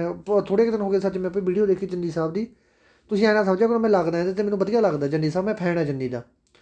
ਤੇ ਚੰਨੀ ਦੇ ਮੈਂ ਵੀਡੀਓ ਦੇਖੀ, ਉੱਥੇ ਤੁਰਿਆ ਫਿਰ ਗੁੜ ਵਾਲੀ ਦੁਕਾਨ 'ਤੇ, ਉਹਨੂੰ ਗੁੜ ਵਾਲੀ ਨੂੰ ਕਹੀ ਜਾਵੇ ਬਾਈ ਤੂੰ ਸੇਕ ਵਾਲਾ ਲਵਾਤਾ ਗੁੜ ਨੂੰ, ਗੁੜ ਤੂੰ ਮਚਾਤਾ, ਕਿ ਤੂੰ ਲੈਣਾ ਦੇਣਾ ਕੀ ਹੈ ਗੁੜ ਤੋਂ ਹੈ। ਤੂੰ ਕਿਸੇ ਟੀਚਰ ਦੀ ਗੱਲ ਸੁਣ ਲਾ, ਉਹ ਵੀ ਟੀਟੀ ਵਾਲੇ ਧਰਨੇ ਦੀ ਜਾਂਦੇ ਆ, ਦੂਸਰੇ ਟੀਚਰ ਧਰਨੇ ਦੀ, ਤੂੰ ਉਹਨਾਂ ਕੋਲੇ ਵਗ ਜਾ। ਉੱਥੇ ਗੁੜ ਵਾਲੇ ਤੁਰਿਆ ਫਿਰਦਾ ਲੈ, ਗੁੜ ਦੇਖਦਾ, ਗੁੜ ਨੂੰ ਤੂੰ ਵਾਧਾ ਸੇਕ ਲਵਾਤਾ ਭਾਈ, ਉਹਨੂੰ ਕਹੀ ਜਾਵੇ ਅੱਗੇ ਤੋਂ ਹਿਸਾਬ ਰੱਖੀ ਲੈ, ਤੂੰ ਲੈਣਾ ਦੇਣਾ ਕੀ ਹੈ। ਬਸ ਸੜੀ ਪਿਆ। ਤੇ ਜੇਕਰ ਕੋਈ ਰਾਜ ਸਰਕਾਰ ਦੇ ਹੱਥਾਂ ਵਿੱਚੋਂ ਆਪਣਾ ਸ਼ਾਸਨ ਨਿਕਲ ਜਾਵੇ ਤਾਂ ਸਾਰੇ ਪਾਸੇ ਫੇਲ ਹੋ ਜਾਵੇ, ਤਾਂ ਫਿਰ ਗਵਰਨਰ ਦੁਆਰਾ ਰਾਸ਼ਟਰਪਤੀ ਨੂੰ ਪੱਤਰ ਭੇਜ ਦਿੱਤਾ ਜਾਂਦਾ ਹੈਗਾ, ਰਾਸ਼ਟਰਪਤੀ ਰਾਜ ਦਾ। ਮੰਨ ਲਓ ਆਪਣੇ ਜਿਵੇਂ ਚੰਨੀ ਸਾਹਿਬ ਦਾ ਤੁਹਾਨੂੰ ਦੱਸਿਆ ਕਿ ਗੱਪਾਂ ਦਾ ਟਾਈਮ ਟਪਾ ਰਹੇ ਆ, ਅਤੇ ਕਈ ਵਾਰੀ ਕੋਈ ਬੰਦਾ ਗੱਪਾਂ ਦੇ ਵਿੱਚ ਅਸਫਲ ਹੋ ਜੇ, ਤਾਂ ਇੱਧਰੋਂ ਮਤਲਬ ਹਾਹਾਕਾਰ ਮੱਚ ਜੇ ਪੰਜਾਬ 'ਚ ਸਾਰੇ 'ਚ, ਤਾਂ ਫਿਰ ਕੀ ਕਰੂਗਾ, ਰਾਸ਼ਟਰਪਤੀ ਨੂੰ ਜੋ ਪਤਾ ਲੱਗ ਗਿਆ ਵੀ ਸੰਤੁਲਨ ਵਿਗੜ ਗਿਆ, ਤਾਂ ਰਾਸ਼ਟਰਪਤੀ ਨਾਲ ਦੇ ਨਾਲ ਭੇਜੂਗਾ ਚਿੱਠੀ, ਕਿਹਨੂੰ, ਰਾਸ਼ਟਰਪਤੀ ਨੂੰ, ਕਿ ਭਾਈ ਇੱਧਰੋਂ ਕੰਮ ਇੱਥੋਂ ਨਿਕਲ ਗਿਆ, ਚੰਨੀ ਸਾਹਿਬ ਦੇ ਗੱਪ ਲੋਕ ਸੁਣਨੋਂ ਹਟ ਗਏ ਅਤੇ ਕੁਛ ਕਰੋ। ਤਾਂ ਫਿਰ ਉਹਨਾਂ ਨੂੰ ਫਿਰ ਨਾਲ ਦੇ ਨਾਲ ਕੀ ਕਰੂਗਾ, ਉਹ ਕਹੂਗਾ ਭਾਈ ਜਿਹੜੀ ਇਹ ਗਵਰਨਮੈਂਟ ਹੈ ਮਤਾ ਪਾਸ ਕਰ ਦੂਗਾ, ਨਾਲ ਦੇ ਨਾਲ ਕਹਿ ਦੂਗਾ ਭਾਈ ਜਿਹੜੀ ਇੱਥੇ ਪੰਜਾਬ ਦੀ ਗਵਰਨਮੈਂਟ ਹੈ ਇਹ ਆਪਦੀ ਸ਼ਕਤੀਆਂ ਜਾਂ ਆਪਣੀਆਂ ਡਿਊਟੀਆਂ ਨਿਭਾਉਣ ਦੇ ਵਿੱਚ ਅਸਫਲ ਰਹੀ ਹੈ, ਇਹਨੂੰ ਚੁੱਪ ਕਰਕੇ ਡਿਸਮਿਸ ਕਰੋ, ਅਤੇ ਉਹਦੇ ਥਾਂ 'ਤੇ ਰਾਸ਼ਟਰਪਤੀ ਰਾਜ ਲੱਗ ਜੂਗਾ, ਅਤੇ ਇਸ ਤੋਂ ਬਾਅਦ ਨਵੇਂ ਸਿਰੇ ਤੋਂ ਵੋਟਾਂ ਪੈਣਗੀਆਂ। ਠੀਕ ਹੈ, ਤਾਂ ਇਹ ਪ੍ਰਸ਼ਨ ਵੀ ਆ ਸਕਦਾ ਕਿ 300 ਸਟੇਟ ਬਾਰੇ ਕੋਈ ਵੀ ਜਿਸ ਨੂੰ 356 ਦੇ ਵਿੱਚ ਆ ਜਾਂਦੀ ਹੈ। ਤੇ ਇਹ ਵੀ ਦੱਸ ਸਕਦਾ ਕਿ ਐਮਰਜੈਂਸੀ ਬਾਰੇ ਸੂਚਿਤ ਕੌਣ ਕਰਦਾ ਗਾ, ਤਾਂ ਗਵਰਨਰ ਸੂਚਿਤ ਕਰਦਾ ਗਾ, ਕਿਹਨੂੰ, ਰਾਸ਼ਟਰਪਤੀ ਨੂੰ। ਇਸ ਤੋਂ ਬਾਅਦ ਸਭ ਤੋਂ ਐਂਡ ਵਾਲੀ ਚੀਜ਼ ਆਰਟੀਕਲ 360, ਜੇਕਰ ਸਰਕਾਰ ਕਿਸੇ ਨੂੰ ਤਨਖਾਹ ਨਾ ਦੇ ਸਕੇ, ਜੇਕਰ ਸਰਕਾਰ ਕਿਸੇ ਨੂੰ ਤਨਖਾਹ ਨਾ ਦੇ ਸਕੇ ਤਾਂ ਫਿਰ ਵੀ ਐਮਰਜੈਂਸੀ ਲੱਗਦੀ ਹੈ, ਉਹਨੂੰ ਆਪਾਂ ਫਾਈਨੈਂਸ਼ੀਅਲ ਐਮਰਜੈਂਸੀ ਕਹਿ ਦਿੰਦੇ ਹਾਂ, ਪਰ ਹਜੇ ਤੱਕ ਇੱਕ ਵਾਰੀ ਵੀ ਨਹੀਂ ਲੱਗੀ। ਠੀਕ ਹੈ, ਇਹ ਗੱਲ ਯਾਦ ਰੱਖਿਓ। ਹੁਣ ਆਪਾਂ ਗੱਲ ਕਰਦੇ ਹਾਂ ਇੱਥੋਂ ਤੱਕ ਐਮਰਜੈਂਸੀਆਂ ਪੜ੍ਹ ਲਈਆਂ ਰਾਸ਼ਟਰਪਤੀ ਦੀਆਂ। ਹੁਣ ਰਾਸ਼ਟਰਪਤੀ ਦੇ ਮੇਨ ਜੇ ਆਰਟੀਕਲ ਪੜ੍ਹ ਲੈਂਦੇ ਹਾਂ। ਆਰਟੀਕਲ 52 ਦੇ ਵਿੱਚ ਕੀ ਲਿਖਿਆ ਹੋਇਆ ਹੈਗਾ ਕਿ ਭਾਰਤ ਦਾ ਇੱਕ ਰਾਸ਼ਟਰਪਤੀ ਹੋਣਾ ਚਾਹੀਦਾ ਹੈ। ਠੀਕ ਹੈ, ਆਰਟੀਕਲ 53 ਦੇ ਵਿੱਚ ਰਾਸ਼ਟਰਪਤੀ ਦੀਆਂ ਸ਼ਕਤੀਆਂ ਦੱਸੀਆਂ ਗਈਆਂ ਹੈ। ਆਰਟੀਕਲ 54 ਦੇ ਵਿੱਚ ਚੋਣ ਦਾ ਤਰੀਕਾ ਦੱਸਿਆ ਗਿਆ ਹੈਗਾ। ਠੀਕ ਹੈ, ਕਿ ਕਿਹੜੇ ਵੋਟ ਪਾ ਸਕਦੇ ਆ, ਲੋਕ ਸਭਾ ਦੇ ਵੀ ਵੋਟ ਪਾ ਸਕਦੇ ਆ, ਰਾਜ ਸਭਾ ਵੀ ਵੋਟ ਪਾ ਸਕਦੇ ਆ, ਵਿਧਾਨ ਸਭਾ ਵੀ ਵੋਟ ਪਾ ਸਕਦੀ ਹੈ। ਠੀਕ ਹੈ, ਅਤੇ ਦਿੱਲੀ ਅਤੇ ਪਾਂਡੂਚੇਰੀ ਦੇ ਵੀ ਇੱਕ ਮੈਂਬਰ ਵੋਟ ਪਾ ਸਕਦੇ ਆ। ਠੀਕ ਹੈ, ਇਸ ਤੋਂ ਬਾਅਦ 55 ਦੇ ਕੀ ਲਿਖਿਆ ਹੋਇਆ, ਇਹਦੇ ਪਦ ਬਾਰੇ ਦੱਸਿਆ ਗਿਆ ਕਿ 56 ਦੇ ਵਿੱਚ ਇਹਦੇ ਕਾਰਜਕਾਲ ਬਾਰੇ ਦੱਸਿਆ ਗਿਆ ਕਿ ਰਾਸ਼ਟਰਪਤੀ ਦਾ ਕਾਰਜਕਾਲ 5 ਸਾਲ ਦਾ ਹੋਊਗਾ। ਆਰਟੀਕਲ 57 ਦੇ ਵਿੱਚ ਲਿਖਿਆ ਗਿਆ ਕਿ ਇੱਕ ਜਿਹੜਾ ਰਾਸ਼ਟਰਪਤੀ ਹੈ ਉਹ ਅਨਲਿਮਿਟਡ ਵਾਰੀ ਰਾਸ਼ਟਰਪਤੀ ਬਣ ਸਕਦਾ ਹੈਗਾ। ਠੀਕ ਹੈ, ਇਹ ਤਾਂ ਆਪਣੀ ਹੈ ਕੱਲੀਆਂ, ਜਿਹੜੇ ਬੱਚੇ ਨੇ ਕਿਸੇ ਬੰਦੇ ਨੇ ਸਰਕਾਰੀ ਨੌਕਰੀ ਕਰਨੀ ਹੈ, ਤੁਹਾਨੂੰ ਦੱਸੀ ਜਾਂਦੇ ਕਿ ਜਿੰਨੇ ਵੀ ਰੂਲ ਲਾਗੂ ਹੁੰਦੇ ਸਾਰੇ ਆਮ ਬੰਦੇ ਵਾਸਤੇ ਲਾਗੂ ਹੁੰਦੇ। ਦੇਖੋ ਆਪਾਂ ਟੈਟ ਪਾਸ ਕਰਦੇ ਹਾਂ, ਠੀਕ ਹੈ, ਆਪਾਂ ਟੈਟ ਪਾਸ ਕਰਦੇ ਹਾਂ, ਆਪਾਂ ਬੈਂਕ ਦੇ ਐਗਜ਼ਾਮ ਪਾਸ ਕਰਦੇ ਹਾਂ, ਆਪਾਂ SSB ਦੇ ਐਗਜ਼ਾਮ ਕਰਦੇ ਹਾਂ, ਪੁਲਿਸ ਦੇ ਐਗਜ਼ਾਮ ਪਾਸ ਕਰਦੇ ਹਾਂ, ਆਪਾਂ ਤਾਂ ਫਿਰ ਜਾ ਕੇ ਕਿਤੇ ਨੌਕਰੀ, ਫਿਰ ਵੀ ਕਿੱਥੇ ਦਿੰਦੇ ਨੌਕਰੀ, ਫਿਰ ਵੀ ਨਹੀਂ ਦਿੰਦੇ। ਇਹਨਾਂ ਦੀ ਕੋਈ ਲਿਮਟ, ਕੋਈ ਪੜ੍ਹਾਈ ਨਹੀਂ ਇਹਨਾਂ ਦੀ, ਭਾਵੇਂ ਅਨਪੜ੍ਹ ਹੁਣ ਤਾਂ ਵੀ ਖੜਾ ਹੋ ਸਕਦਾ, ਕੋਈ ਲਿਮਟ ਨਹੀਂ ਇਹਨਾਂ ਦੀ। ਸਰਕਾਰੀ ਮੁਲਾਜ਼ਮ ਦੀ ਪੈਨਸ਼ਨ ਬਣਦਾ ਇਹਨਾਂ ਦੀ, ਜਿੰਨੇ ਵਾਰੀ ਜਿੱਤਣਗੇ ਉਨੇ ਵਾਰੀ ਪੈਨਸ਼ਨ। ਜੇ ਕੋਈ ਇੱਕ ਬੰਦਾ ਇੱਕ ਵਾਰੀ ਜਿੱਤ ਗਿਆ ਉਹਦੀ ਪੈਨਸ਼ਨ 1.5 ਲੱਖ ਰੁਪਏ ਹੈਗੀ। ਠੀਕ ਹੈ, ਜੇ ਉਹ ਦੂਜੀ ਵਾਰ ਫਿਰ ਜਿੱਤ ਗਿਆ ਉਹਦੀ 3 ਲੱਖ ਰੁਪਏ ਪੈਨਸ਼ਨ ਹੋ ਜੂਗੀ। ਲੈ ਜੇ 4 ਵਾਰ ਜਿੱਤ ਗਿਆ 4.5 ਲੱਖ ਰੁਪਏ ਪੈਨਸ਼ਨ ਹੋ ਜੂਗੀ ਉਹਦੀ। ਇਹਨਾਂ ਦੀ ਪੈਨਸ਼ਨ, ਸਰਕਾਰੀ ਮੁਲਾਜ਼ਮਾਂ ਦੀ ਪੈਨਸ਼ਨ ਹੀ ਬੰਦ ਕਰਤੀ। ਪਰ ਆਪਣੇ ਲੋਕ ਨਾ, ਮੈਂ ਦੇਖ ਲਿਆ, ਪਾਗਲ ਆ ਜਮਾਂ ਸਿਰੇ 'ਤੇ ਪਾਗਲ, ਇਹਨੂੰ ਕੋਈ ਸ਼ਰਮ ਸੰਗ ਨਹੀਂ ਹੈਗੀ। ਇਹਨੂੰ ਆਏ ਹੈਗਾ ਕਿ ਬਸ ਚੱਲੀ ਜਾਂ, ਅਤੇ ਕਿਵੇਂ ਕੰਮ ਚੱਲਦਾ ਆਪਾਂ ਕੀ ਲੈਣਾ, ਬਸ ਆਹ ਚੀਜ਼ ਹੈ। ਇਹ ਨਜ਼ਾਰੇ ਲਈ ਜਾਂਦੇ ਆ, ਕੋਈ ਪੈਨਸ਼ਨ ਨਹੀਂ ਸਰਕਾਰੀ ਮੁਲਾਜ਼ਮਾਂ ਨੂੰ। ਤੁਸੀਂ ਦੇਖੋ ਟਿਕਟ ਕੱਢੀ ਬੈਠੇ ਨੇ ਵਿਚਾਰੇ, ਉਹ ਵੀ ਵਿਚਾਰੇ ਹਜੇ ਤੁਰੇ ਫਿਰਦੇ ਆ ਡਾਂਗਾ ਖਾਂਦੇ। ਠੀਕ ਹੈ, ਅਤੇ ਇਹ ਜਿੰਨੇ ਵਾਰੀ ਮਰਜ਼ੀ ਬਣ ਜਾਣ ਅਨਪੜ੍ਹ। ਠੀਕ ਹੈ, ਇੱਕ ਵਿਅਕਤੀ ਕਿੰਨੇ ਵਾਰੀ ਵੀ ਰਾਸ਼ਟਰਪਤੀ ਬਣ ਸਕਦਾ ਹੈ। ਮੈਂ ਵੋਟਾਂ 'ਚ ਖੜਾ ਹੋ ਜਾ ਯਾਰ, ਦੱਸੋ ਮੈਨੂੰ ਚੰਗਾ ਕਮੈਂਟਾਂ ਦੇ ਵਿੱਚ, ਹੋ ਜੀ ਖੜੇ। ਦੇਖੋ ਕਿਤੇ ਜ਼ਮਾਨਤ ਨਾ ਜ਼ਬਤ ਕਰਾ ਦਿਓ ਮੇਰੀ।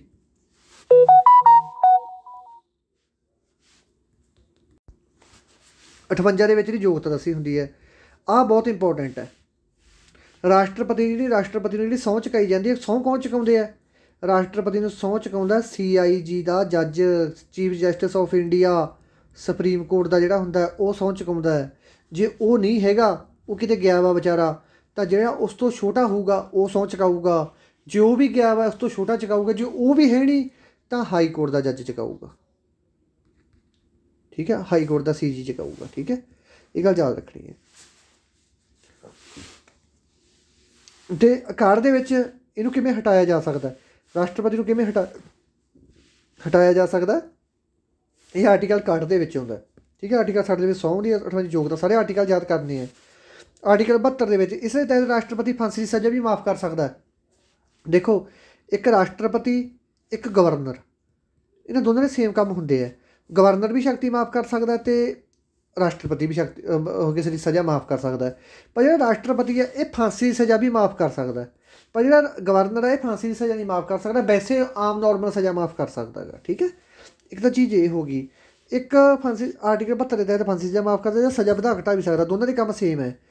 ਰਾਸ਼ਟਰਪਤੀ ਦਾ ਇਹ ਸਾਰਾ ਕੁਛ ਆਰਟੀਕਲ 72 ਦੇ ਤਹਿਤ ਕਰ ਸਕਦਾ ਹੈ। ਜਿਹੜਾ ਗਵਰਨਰ ਆ ਇਹ ਆਰਟੀਕਲ 161 ਦੇ ਤਹਿਤ ਕਰ ਸਕਦਾ ਹੈਗਾ। ਆਰਟੀਕਲ 161 ਦੇ ਤਹਿਤ ਇਹ ਲਿਖ ਲਿਆ ਕਰੋ ਪੁਆਇੰਟ ਨਾਲ। ਰਜਿੰਦਰ ਪ੍ਰਸਾਦ 2 ਵਾਰੀ ਰਾਸ਼ਟਰਪਤੀ ਬਣੇ, ਇਹ ਗੱਲ ਯਾਦ ਰੱਖਣੀ ਹੈ। ਰਜਿੰਦਰ ਪ੍ਰਸਾਦ ਆ ਜਿਹੜੇ ਆਪਣੇ ਡਾਕਟਰ ਰਜਿੰਦਰ ਪ੍ਰਸਾਦ ਜਿਹੜੇ ਸਭ ਤੋਂ ਪਹਿਲਾਂ ਬਣੇ ਸੀ ਰਾਸ਼ਟਰਪਤੀ, ਆਪਣੇ ਪਹਿਲੇ ਰਾਸ਼ਟਰਪਤੀ ਵੀ ਇਹੀ ਹੈ। ਅਤੇ ਆਪਣੇ ਪਹਿਲੇ ਉਪ ਰਾਸ਼ਟਰਪਤੀ ਕਿਹੜੇ ਆ? ਡਾਕਟਰ ਰਾਧਾ ਕ੍ਰਿਸ਼ਨ। ਠੀਕ ਹੈ, ਪਹਿਲੀ ਮਹਿਲਾ ਰਾਸ਼ਟਰਪਤੀ ਕੌਣ ਹੈ ਆਪਣੀ? ਪ੍ਰਤਿਭਾ ਪਾਟਿਲ। ਬਿਨਾਂ ਵਿਰੋਧ ਤੋਂ ਨੀਲਮ ਸੰਜੀਵ ਜਿਹੜੀ ਰਾਸ਼ਟਰਪਤੀ ਬਣੇ ਸੀ, ਇਹ ਪ੍ਰਸ਼ਨ ਪੁੱਛਿਆ ਜਾਂਦਾ ਪੇਪਰ 'ਚ ਬਹੁਤ ਵਾਰੀ। ਅਤੇ ਜ਼ਾਕਿਰ ਹੁਸੈਨ ਅਤੇ ਅਲੀ ਅਹਿਮਦ ਦੀ ਮੌਤ ਉਹਨਾਂ ਦੇ ਕਾਰਜਕਾਲ ਦੇ ਵਿੱਚ ਹੀ ਹੋ ਗਈ ਸੀ। ਪੁੱਛਿਆ ਜਾ ਸਕਦਾ ਕਿ ਕਿਹੜੇ ਰਾਸ਼ਟਰਪਤੀ ਹੈ ਜਾਂ ਕਿਹੜਾ ਰਾਸ਼ਟਰਪਤੀ ਹੈ ਜਿਹਦੀ ਉਮਰ ਉਹਦੇ ਕਾਰਜਕਾਲ ਦੇ ਵਿੱਚ ਹੀ ਹੋ ਗਈ ਸੀ, ਤਾਂ ਜ਼ਾਕਿਰ ਹੁਸੈਨ ਦਾ ਆਪਰੇਸ਼ਨ ਵੱਧ ਆਉਂਦਾ ਗਾ। ਠੀਕ ਹੈ, ਬਿਨਾਂ ਵਿਰੋਧ ਤੋਂ ਨੀਲਮ ਸੰਜੀਵ ਰੈਡੀ, ਪਹਿਲੀ ਰਾਸ਼ਟਰਪਤੀ ਪ੍ਰਤਿਭਾ ਪਾਟਿਲ, ਰਜਿੰਦਰ ਪ੍ਰਸਾਦ 2 ਵਾਰੀ ਬਣੇਗਾ। ਇਸ ਤੋਂ ਬਾਅਦ ਵੀਟੋ ਪਾਵਰ ਦੀ ਗੱਲ ਕਰਦੇ ਹਾਂ। ਰਾਸ਼ਟਰਪਤੀ ਕੋਲ ਪਾਵਰਾਂ ਹੁੰਦੀਆਂ, ਜਿਵੇਂ ਸ਼ਕਤੀਮਾਨ ਕੋਲ ਨਹੀਂ ਪਾਵਰਾਂ ਹੁੰਦੀਆਂ ਸੀ, ਉਵੇਂ ਜਿਵੇਂ ਰਾਸ਼ਟਰਪਤੀ ਕੋਲ ਹੀ ਪਾਵਰਾਂ ਹੁੰਦੀਆਂ। ਕਿਹੜੀ ਕਿਹੜੀ ਪਾਵਰ ਹੁੰਦੀ ਇਹਦੇ ਕੋਲ? ਇਹ ਤਾਂ ਐਬਸੋਲੂਟ ਵੀਟੋ ਹੁੰਦੀ ਹੈ, ਇੱਕ ਸਸਪੈਂਸ ਵੀਟੋ ਹੁੰਦੀ ਹੈ, ਇੱਕ ਪੌਕਟ ਵੀਟੋ ਹੁੰਦੀ ਹੈ। ਜਿਹੜਾ ਐਬਸੋਲੂਟ ਵੀਟੋ ਹੁੰਦੀ ਹੈ, ਇਸ ਸ਼ਕਤੀ ਦੇ ਤਹਿਤ ਮਤਲਬ ਉਹ ਕਰਤਾ, ਜਿਵੇਂ ਬਿੱਲ ਲੈ ਕੇ ਆ ਗਿਆ ਰਾਸ਼ਟਰਪਤੀ ਕੋਲ ਕਿ ਰਾਸ਼ਟਰਪਤੀ ਜਾਂ ਬਿੱਲ ਜਾਂ ਪਾਸ ਕਰਿਓ। ਠੀਕ ਹੈ, ਰਾਸ਼ਟਰਪਤੀ ਨੇ ਕਹਿਤਾ ਕਿ ਮੈਂ ਤਾਂ ਯਾਰ ਕਰਦਾ ਨਹੀਂ, ਬਿੱਲ ਜਾਂ ਲੈ ਕੇ ਤੁਰਦਾ ਲੱਗ ਇੱਥੋਂ। ਠੀਕ ਹੈ, ਤਾਂ ਉਹ ਇਹ ਜਿਹਦੇ 'ਚ ਬਿੱਲ 'ਚੋਂ ਸਿੱਧੀ ਨਾ ਕਰਦੇ ਕਿ ਉੱਡ ਜਾ ਬਸ, ਮੈਂ ਨਹੀਂ ਪਾਸ ਕਰਦਾ ਬਿੱਲ ਤੇਰਾ, ਤਾਂ ਉਹ ਕਿਹੜੀ ਪਾਵਰ ਹੁੰਦੀ ਹੈ? ਕਿੰਨੀਆਂ ਪਾਵਰਾਂ ਹੁੰਦੀਆਂ ਰਾਸ਼ਟਰਪਤੀ ਕੋਲ? 3 ਪਾਵਰਾਂ ਹੁੰਦੀਆਂ। 3 ਪਾਵਰਾਂ ਨਾਂ ਯਾਦ ਕਰ ਲਿਓ। Absolute veto, suspense veto, pocket veto. ਜਿਹੜੀ ਐਬਸੋਲੂਟ ਵੀਟੋ ਹੁੰਦੀ ਹੈ, ਇਸ ਦੇ ਤਹਿਤ ਰਾਸ਼ਟਰਪਤੀ ਨੂੰ ਬਿੱਲ ਪਾਸ ਕਰਨ ਤੋਂ ਸਿੱਧੀ ਨਾ ਕਰ ਸਕਦਾ ਕਿ ਉੱਡ ਜਾ ਇੱਥੋਂ, ਚੁੱਪ ਕਰਕੇ ਬੰਦਾ ਨੂੰ ਮੇਰਾ ਪਾਸ ਕਰਦਾ ਨਹੀਂ। ਠੀਕ ਹੈ, ਐਬਸੋਲੂਟ ਵੀਟੋ ਦੇ ਵਿੱਚ। ਸਸਪੈਂਸ ਵੀਟੋ ਦੇ ਵਿੱਚ ਕੀ ਹੁੰਦਾ? ਇਸ ਕੇਸ ਵਿੱਚ ਬਿੱਲ ਨੂੰ ਮਾਨਤਾ ਦੇਣੀ ਪਵੇਗੀ। ਕੀ ਹੋ ਗਿਆ? ਮੰਨ ਲਓ ਬਿੱਲ ਆ ਗਿਆ ਰਾਸ਼ਟਰਪਤੀ ਕੋਲ, ਰਾਸ਼ਟਰਪਤੀ ਨੇ ਕਹਿੰਦਾ ਯਾਰ ਮੈਨੂੰ ਇਹ ਬਿੱਲ ਥੋੜ੍ਹਾ ਸਹੀ ਨਹੀਂ ਲੱਗਦਾ, ਕਿ ਇੱਕ ਵਾਰੀ ਲੈ ਜਾਓ ਅਤੇ ਸੰਸਦ ਦੇ ਵਿੱਚ ਅਤੇ ਦੇਖ ਲਓ ਜੇ ਕੋਈ ਕਮੀ ਪੇਸ਼ੀ ਹੈ ਤਾਂ ਪੂਰੀ ਕਰ ਲਓ, ਨਹੀਂ ਮੈਂ ਸਾਈਨ ਕਰ ਦੂੰਗਾ। ਜਦੋਂ ਦੁਬਾਰੇ ਪਾ ਗਿਆ ਅਤੇ ਦੁਬਾਰੇ ਫਿਰ ਉਨੀ ਇਹ ਤੋਂ ਜ਼ਿਆਦਾ ਮੈਜੋਰਟੀ ਨਾਲ ਪਾਸ ਹੋ ਕੇ ਫਿਰ ਆ ਗਿਆ, ਤਾਂ ਰਾਸ਼ਟਰਪਤੀ ਨਾਲ ਦੀ ਨਾਲ ਜਦੋਂ ਸਾਈਨ ਕਰ ਦੂਗਾ ਅਤੇ ਉਹ ਕਿਹੜਾ ਬਿੱਲ ਬਣ ਜੂਗਾ? ਉਹ ਬਣ ਜੂਗਾ ਸਸਪੈਂਸ ਵੀਟੋ ਵਾਲਾ ਬਿੱਲ ਬਣ ਜੂਗਾ। ਠੀਕ ਹੈ, ਉਹ ਪਾਸ ਹੋ ਜੂਗਾ ਬਿੱਲ ਪੌਕਟ ਵੀਟੋ ਵਾਲਾ। ਹਾਂ ਸੱਚ ਇੱਕ ਗੱਲ ਹੋਰ, ਜਿਹੜਾ ਬਿੱਲ ਕੋਈ ਵੀ ਬਿੱਲ ਹੁੰਦਾ ਨਾ, ਇਹ 3 ਵਾਰੀ ਪੜ੍ਹਿਆ ਜਾਂਦਾ ਹੁੰਦਾ ਸੰਸਦ ਦੇ ਵਿੱਚ, ਇਹ ਗੱਲ ਯਾਦ ਰੱਖਣੀ ਹੈ। ਠੀਕ ਹੈ, 3 ਵਾਰ ਪੁੱਛਿਆ ਜਾਂਦਾ ਕਿ ਬਿੱਲ ਕਿੰਨੇ ਵਾਰੀ ਪੜ੍ਹਿਆ ਜਾਂਦਾ ਹੁੰਦਾ? 3 ਵਾਰੀ ਪੜ੍ਹਿਆ ਜਾਂਦਾ ਹੁੰਦਾ। ਇੱਕ ਵਾਰੀ ਪੇਸ਼ ਕਰਨ ਵੇਲੇ, ਠੀਕ ਹੈ, ਅਤੇ ਇੱਕ ਵਾਰੀ ਗਵਰਨਰ ਪੜ੍ਹਦਾ ਹੁੰਦਾ, ਇਸ ਤੋਂ ਬਾਅਦ ਲਾਗੂ ਹੋਣ ਤੋਂ ਬਾਅਦ ਉਹ ਸਪੀਕਰ ਪੜ੍ਹਦਾ ਹੁੰਦਾ, ਇਸ ਤੋਂ ਬਾਅਦ ਲਾਗੂ ਹੋਣ ਤੋਂ ਬਾਅਦ ਪੜ੍ਹਿਆ ਜਾਂਦਾ ਇੱਕ ਵਾਰੀ। ਪੌਕਟ ਵੀਟੋ, ਪੌਕਟ ਦਾ ਮਤਲਬ ਹੁੰਦਾ ਜੇਬ। ਰਾਸ਼ਟਰਪਤੀ ਇਸ ਬਿੱਲ ਵਿੱਚ ਕੋਈ ਗੱਲ ਨਹੀਂ ਕਰੇਗਾ। ਰਾਸ਼ਟਰਪਤੀ ਨੇ ਚੱਕਿਆ ਬਿੱਲ, ਮੈਂ ਕਹਿੰਦਾ ਯਾਰ ਬਿੱਲ ਪਾਸ ਕਰਿਓ ਜੀ, ਮਾੜਾ ਜਿਹਾ ਸਾਈਨ ਕਰਿਓ, ਰਾਸ਼ਟਰਪਤੀ ਚੱਕ ਕੇ ਜੇਬ 'ਚ ਪਾ ਲਿਆ ਆਪਦੀ 'ਚ, ਤਾਂ ਮੈਂ ਰਾਸ਼ਟਰਪਤੀ ਨੂੰ ਕਹਿ ਨਹੀਂ ਸਕਦਾ ਕਿ ਭਾਈ ਤੂੰ ਮੇਰਾ ਬਿੱਲ ਦਾ ਮੋੜ ਦੇ ਵਾਪਸ, ਜੇ ਸਾਈਨ ਨਹੀਂ ਕਰਨੇ ਤਾਂ ਨਾ ਕਰ। ਤਾਂ ਉਹਦੀ ਜਿਹੜੀ ਪੌਕਟ ਵੀਟੋ ਆ, ਤਾਂ ਉਹਦਾ ਅਨੁਸਾਰ ਇਹ ਕਿ ਬਿੱਲ ਉਹਨੇ ਪੌਕਟ 'ਚ ਪਾ ਲਿਆ ਆਪਦੀ 'ਚ, ਤਾਂ ਹੁਣ ਆਪਾਂ ਨੂੰ ਕੁਛ ਨਹੀਂ ਕਹਿ ਸਕਦੇ, ਭਾਵੇਂ ਉਹ 2 ਸਾਲ ਲਈ ਫਿਰੇ ਪੌਕਟ ਦੇ ਵਿੱਚ, ਚਾਹੇ ਉਹ ਕੋਈ ਫੈਸਲੇ ਨਾ ਸੁਣਾਵੇ। ਠੀਕ ਹੈ, ਪਰ ਅਮਰੀਕਾ ਦੇ ਵਿੱਚ ਇਹੋ ਜਿਹਾ ਨਹੀਂ ਹੁੰਦਾ। US ਦੇ ਵਿੱਚ ਇਹ ਰੂਲ ਨਹੀਂ ਹੈਗਾ। US ਦੇ ਵਿੱਚ ਵੀ ਪੌਕਟ ਵੀਟੋ ਹੈਗੀ ਹੈ, ਪਰ ਉੱਥੇ 14 ਦਿਨਾਂ ਦੇ ਵਿੱਚ ਫੈਸਲਾ ਸੁਣਾਉਣਾ ਜ਼ਰੂਰ ਹੈ। ਪੌਕਟ ਵੀਟੋ 'ਤੇ ਵੀ ਸੁਣਾਉਣਾ ਪੈਂਦਾ। ਠੀਕ ਹੈ, ਇਹ ਗੱਲ ਯਾਦ ਰੱਖਣੀ ਹੈ। ਰਾਸ਼ਟਰਪਤੀ ਨੂੰ ਸਹੁੰ ਕੌਣ ਚੁਕਾਉਂਦਾ? CJA ਚੁਕਾਉਂਦਾ, ਚੀਫ ਜਸਟਿਸ ਆਫ ਇੰਡੀਆ। ਠੀਕ ਹੈ, ਤਾਂ ਇਹ ਵੀ ਆਪਣਾ ਕੰਪਲੀਟ ਹੋ ਗਿਆ। ਆ ਜਾਓ ਜੀ, ਹੁਣ ਆ ਗਿਆ ਆਪਾਂ ਵਾਈਸ ਪ੍ਰੈਜ਼ੀਡੈਂਟ 'ਤੇ। ਠੀਕ ਹੈ, ਸਾਰੇ ਲੈਕਚਰ ਬਸ ਦਵਾ ਕਲੀਅਰ ਕਰੀ ਜਾਣੇ ਆਪਾਂ। ਵਾਈਸ ਪ੍ਰੈਜ਼ੀਡੈਂਟ ਬਾਰੇ ਕਾਹਦੇ 'ਚ ਗੱਲ ਕੀਤੀ ਗਈ ਹੈ? ਆਰਟੀਕਲ 63 ਦੇ ਵਿੱਚ, ਕਿ ਭਾਰਤ ਵਿੱਚ ਇੱਕ ਉਪ ਰਾਸ਼ਟਰਪਤੀ ਹੋਵੇਗਾ। ਕੀ ਹੋਵੇਗਾ? ਭਾਰਤ ਦੇ ਵਿੱਚ ਇੱਕ ਉਪ ਰਾਸ਼ਟਰਪਤੀ ਹੋਵੇਗਾ। ਇਹ ਰੂਲ ਆਪਾਂ ਕਿੱਥੋਂ ਲੈਤਾ? US ਤੋਂ ਲੈਤਾ। ਆਰਟੀਕਲ 64 ਦੇ ਵਿੱਚ ਕੀ ਲਿਖਿਆ ਹੋਵੇਗਾ? ਜਿਹੜਾ ਰਾਜ ਸਭਾ ਦਾ ਚੇਅਰਮੈਨ ਹੁੰਦਾ ਉਹੀ ਉਪ ਰਾਸ਼ਟਰਪਤੀ ਹੋਵੇਗਾ। ਰਾਜ ਸਭਾ ਦਾ ਜਿਹੜਾ ਚੇਅਰਮੈਨ ਹੁੰਦਾ ਗਾ ਉਹੀ ਕੀ ਹੋਊਗਾ? ਉਪ ਰਾਸ਼ਟਰਪਤੀ ਹੋਊਗਾ। ਇਹ ਗੱਲ ਯਾਦ ਰੱਖਣੀ ਹੈ। ਪੁੱਛ ਸਕਦਾ ਕਿ ਉਪ ਰਾਸ਼ਟਰਪਤੀ ਕੌਣ ਹੁੰਦਾ ਹੈ? ਉਪ ਰਾਸ਼ਟਰਪਤੀ ਰਾਜ ਸਭਾ ਦਾ ਚੇਅਰਮੈਨ ਹੁੰਦਾ ਹੈ। ਜਾਂ ਰਾਜ ਸਭਾ ਦਾ ਚੇਅਰਮੈਨ ਕੀ ਹੁੰਦਾ ਹੈ? ਰਾਜ ਸਭਾ ਦਾ ਚੇਅਰਮੈਨ ਉਪ ਰਾਸ਼ਟਰਪਤੀ ਹੁੰਦਾ ਹੈ। ਇਹ ਨਾਂ ਯਾਦ ਕਰਨੇ ਹੈ। ਠੀਕ ਹੈ, ਆਰਟੀਕਲ 64 ਦੇ ਵਿੱਚ ਲਿਖਿਆ ਹੋਇਆ ਹੈਗਾ ਇਹ ਗੱਲ, ਅਤੇ 63 ਦੇ ਵਿੱਚ ਲਿਖਿਆ ਹੋਇਆ ਆਪਣੇ ਇੱਕ ਰਾਸ਼ਟਰਪਤੀ ਹੋਊਗਾ। 65 ਦੇ ਵਿੱਚ ਕੀ ਲਿਖਿਆ ਹੋਏਗਾ? ਇਸ ਆਰਟੀਕਲ ਦੇ ਤਹਿਤ ਆਰਜੀ ਰਾਸ਼ਟਰਪਤੀ ਲਗਾਇਆ ਜਾ ਸਕਦਾ ਹੈ। ਮੰਨ ਲਓ ਕੋਈ ਰਾਸ਼ਟਰਪਤੀ ਵਿਚਾਰੀ ਦੀ ਡੈਥ ਹੋ ਗਈ, ਜਾਂ ਉਹ ਆਪਣੀ ਘਰਵਾਲੀ ਨੂੰ ਲੈ ਕੇ ਜਾਂ ਆਪਣੀ ਗਰਲਫਰੈਂਡ ਨੂੰ ਲੈ ਕੇ ਘੁੰਮਣ ਫਿਰਨ ਗਿਆ ਵਾ। ਠੀਕ ਹੈ, ਤਾਂ ਉਹ ਟਾਈਮਾਂ ਦੇ ਵਿੱਚ ਕੀ ਹੋਊਗਾ? ਉਨਾ ਚਿਰ ਉਹਦੀ ਜਿਹੜੀ ਗੱਦੀ ਹੈਗੀ ਕੌਣ ਸੰਭਾਲੂਗਾ? ਉਪ ਰਾਸ਼ਟਰਪਤੀ ਸੰਭਾਲੂਗਾ। ਠੀਕ ਹੈ, ਇਹ ਗੱਲ ਯਾਦ ਰੱਖਣੀ ਹੈ। ਇਸ ਆਰਟੀਕਲ ਦੇ ਤਹਿਤ ਆਰਜੀ ਤੌਰ 'ਤੇ ਰਾਸ਼ਟਰਪਤੀ ਲਗਾਇਆ ਜਾ ਸਕਦਾ ਹੈ। ਠੀਕ ਹੈ, ਆਰਟੀਕਲ 66 ਦੇ ਵਿੱਚ ਲਿਖਿਆ ਹੋਇਆ ਇਲੈਕਸ਼ਨ ਲਿਖੀ ਹੋਈ ਹੈ ਕਾਹਦੀ, ਵਾਈਸ ਪ੍ਰੈਜ਼ੀਡੈਂਟ ਦੀ। ਅਤੇ ਇਹਦੀ ਯੋਗਤਾ ਕੀ ਹੈਗੀ, ਯੋਗਤਾ ਕੀ ਹੈ ਇਹਦੀ, ਭਾਰਤ ਦਾ ਨਾਗਰਿਕ ਹੋਣਾ ਚਾਹੀਦਾ, 35 ਸਾਲ ਉਮਰ ਹੋਣੀ ਚਾਹੀਦੀ ਹੈ, 15,000 ਰੁਪਏ ਜ਼ਮਾਨਤ ਹੋਣੀ ਚਾਹੀਦੀ ਹੈ ਇਹਦੀ, 15,000 ਰੁਪਏ ਜ਼ਮਾਨਤ ਹੁੰਦੀ ਹੈ ਵੈਸੇ ਇਹਦੀ, ਮਤਲਬ ਜੇ ਆਪਾਂ ਰਾਸ਼ਟਰਪਤੀ ਉਪ ਰਾਸ਼ਟਰਪਤੀ ਖੜਾ ਹੋਣਾ ਤਾਂ 15,000 ਰੁਪਏ ਭਰ ਕੇ ਖੜਾ ਹੋ ਸਕਦਾ। ਉਹ ਨਾ ਤਾਂ ਲੋਕ ਸਭਾ ਦਾ ਨਾ ਹੀ ਰਾਜ ਸਭਾ ਦਾ ਮੈਂਬਰ ਹੋਣਾ ਚਾਹੀਦਾ ਪਹਿਲਾਂ। ਠੀਕ ਹੈ, ਪਾਗਲ ਨਹੀਂ ਹੋਣਾ ਚਾਹੀਦਾ। ਆਰਟੀਕਲ 67 ਦੇ ਵਿੱਚ ਲਿਖਿਆ ਹੋਇਆ ਉਹਦਾ ਕਾਰਜਕਾਲ 5 ਸਾਲ ਦਾ ਹੋਵੇਗਾ। ਚੁਣਾਵ ਦਾ ਸਮਾਂ ਆਹ ਯਾਦ ਮੇਨ ਕਰ ਲਿਓ। ਠੀਕ ਹੈ, 69ਵਾਂ ਰਾਸ਼ਟਰਪਤੀ ਸਹੁੰ ਜਿਹੜੀ ਉਪ ਰਾਸ਼ਟਰਪਤੀ ਸਹੁੰ ਚੁਕਾਈ ਜਾਂਦੀ ਹੈ ਉਹ ਆਰਟੀਕਲ 69 ਦੇ ਤਹਿਤ ਚੁਕਾਈ ਜਾਂਦੀ ਹੈ। ਠੀਕ ਹੈ, ਆਰਟੀਕਲ 70 ਇਸ ਤਰ੍ਹਾਂ ਦੀ ਐਮਰਜੈਂਸੀ ਜਿਸ ਦੀ ਚਰਚਾ ਇਸ ਸੰਵਿਧਾਨ ਦੇ ਵਿੱਚ ਨਹੀਂ ਹੈ ਤਾਂ ਉਸ ਦਾ ਕਾਰਜਕਾਲ ਉਪ ਰਾਸ਼ਟਰਪਤੀ ਦਾ ਸੰਭਾਲਿਆ ਜਾਵੇਗਾ। ਠੀਕ ਹੈ, ਇਹ ਯਾਦ ਕਰ ਲਿਓ, ਕੋਈ ਬੜਾ ਇੰਪੋਰਟੈਂਟ ਹੈ ਨਹੀਂ। ਆਰਟੀਕਲ 71 ਦੇ ਵਿੱਚ ਰਾਸ਼ਟਰਪਤੀ ਜਾਂ ਉਪ ਰਾਸ਼ਟਰਪਤੀ ਦੀ ਚੋਣ ਸਮੇਂ ਜੇਕਰ ਕੋਈ ਝਗੜਾ ਹੁੰਦਾ ਹੈ ਤਾਂ ਉਸ ਦਾ ਮਾਮਲਾ ਸੁਪਰੀਮ ਕੋਰਟ ਕੋਲ ਜਾਵੇਗਾ। ਤੁਹਾਨੂੰ ਦੱਸ ਦਿੰਦਾ, ਰਾਸ਼ਟਰਪਤੀ ਦੀ ਚੋਣ ਨੂੰ ਲੈ ਕੇ ਉਪ ਰਾਸ਼ਟਰਪਤੀ ਦੀ ਚੋਣ ਨੂੰ ਲੈ ਕੇ ਕੋਈ ਵੀ ਝਗੜਾ ਹੋ ਗਿਆ ਤਾਂ ਉਹ ਝਗੜਾ ਸਿੱਧਾ ਹੀ ਓਰੀਜਨਲ ਜੁਡੀਸ਼ਰੀ ਦੇ ਅੰਡਰ, ਇਸ ਨੂੰ ਜੁਡੀਸ਼ਰੀਆਂ ਵੀ ਕਰਵਾਊਂਗਾ, ਓਰੀਜਨਲ ਜੁਡੀਸ਼ਰੀ ਹੁੰਦੀ ਹੈ। ਠੀਕ ਹੈ, ਬਹੁਤ ਆਪਣੀਆਂ ਹੁੰਦੀਆਂ ਹੈਗੀਆਂ, ਅਪੀਲ ਹੁੰਦੀ ਹੈ ਅਤੇ ਉਸ ਨੂੰ ਸਾਰੀਆਂ ਕਰਵਾਊਂਗਾ ਮੈਂ ਉਹਦੇ ਵਿੱਚ MCQ ਦੇ ਵਿੱਚ। ਓਰੀਜਨਲ ਜੁਡੀਸ਼ਰੀ ਦੇ ਅੰਡਰ ਇਹ ਕੇਸ ਜਾਊਗਾ ਸੁਪਰੀਮ ਕੋਰਟ ਕੋਲ ਆਰਟੀਕਲ 71 ਦੇ ਤਹਿਤ, ਜਿਹਦੇ ਚੋਣ ਨੂੰ ਲੈ ਕੇ ਕੋਈ ਖਤਰਾ ਹੁੰਦਾ ਹੈਗਾ ਜਾਂ ਲੜਾਈ ਝਗੜਾ ਹੁੰਦਾ। ਆਹ 72 ਤਾਂ ਰਾਸ਼ਟਰਪਤੀ ਵਾਲੀ ਆ ਗਿਆ। ਠੀਕ ਹੈ, 73 ਰਹਿਣ ਦਿਓ ਬਸ। ਠੀਕ ਹੈ, ਰਾਸ਼ਟਰਪਤੀ ਵੀ ਨਹੀਂ ਮਿਲਦਾ ਆਪਾਂ। US ਲੈਤਾ ਗਿਆ ਚੇਅਰਮੈਨ ਹੁੰਦਾ। ਆਹ ਆਰਟੀਕਲ ਯਾਦ ਕਰ ਲਿਓ। ਠੀਕ ਹੈ, ਕੋਈ ਚੱਕਰ ਵਾਲੀ ਗੱਲ ਨਹੀਂ। ਲੋ ਕੈਂਡੀਡੇਟੋ, ਠੀਕ ਹੈ, ਹੁਣ ਆਪਣਾ ਕੱਲ੍ਹ ਨੂੰ ਭਾਈ ਤੁਹਾਡੀ ਪੋਲਿਟੀ ਕੰਪਲੀਟ ਹੋ ਜੂਗੀ। ਠੀਕ ਹੈ, ਕੱਲ੍ਹ ਨੂੰ ਤੁਹਾਡੀ ਪੋਲਿਟੀ ਕੰਪਲੀਟ ਹੋ ਜੂਗੀ, ਟੈਨਸ਼ਨ ਨਾ ਲਓ। ਠੀਕ ਹੈ, ਕੱਲ੍ਹ ਨੂੰ 101% ਵਾਅਦਾ ਰਿਹਾ ਤੁਹਾਡੇ ਨਾਲ ਯਾਰ, ਕੱਲ੍ਹ ਨੂੰ ਤੁਹਾਡੀ ਪੋਲਿਟੀ ਮੈਂ ਕੰਪਲੀਟ ਕਰਕੇ ਜਾਊਂਗਾ।